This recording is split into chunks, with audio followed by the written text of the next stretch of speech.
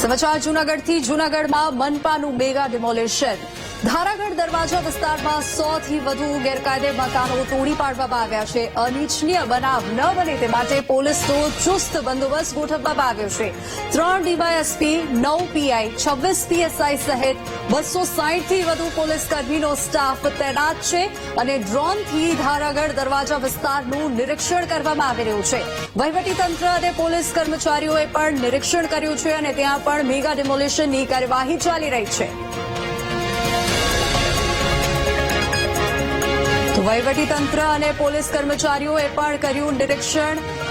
દ્રશ્યો આપ જોઈ શકો છો, 2 વિન્ડોમાં દ્રશ્યો છે જૂનાગઢના, જ્યાં અત્યારે મેગા ડિમોલિશન ચાલી રહ્યું છે। ગેરકાયદેસર બાંધકામો પર દાદાનું બુલડોઝર ફરી વળ્યું છે અને પોલીસ કર્મચારીઓની નજર હેઠળ આ તમામ કાર્યવાહી ચાલી રહી છે, કામગીરી ચાલી રહી છે।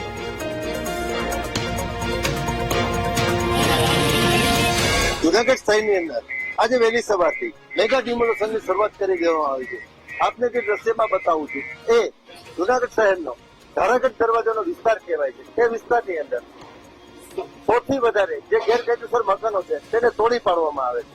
હું દ્રશ્યમાં આપને બતાવું છું કે ચુસ્ત પોલીસ બંદોબસ્ત હાલ અત્યારે આ સ્થળ ઉપર જોઈ શકો છો, બંદોબસ્ત ગોઠવી દેવામાં આવ્યો છે।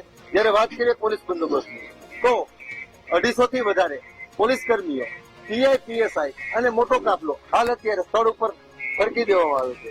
ત્યારે હાલ અત્યારે વહેલી સવારથી જ ડિમોલિશન છે તે શાંતિપૂર્ણ શરૂ થઈ ગયું છે। Bipin Pandya, V TV.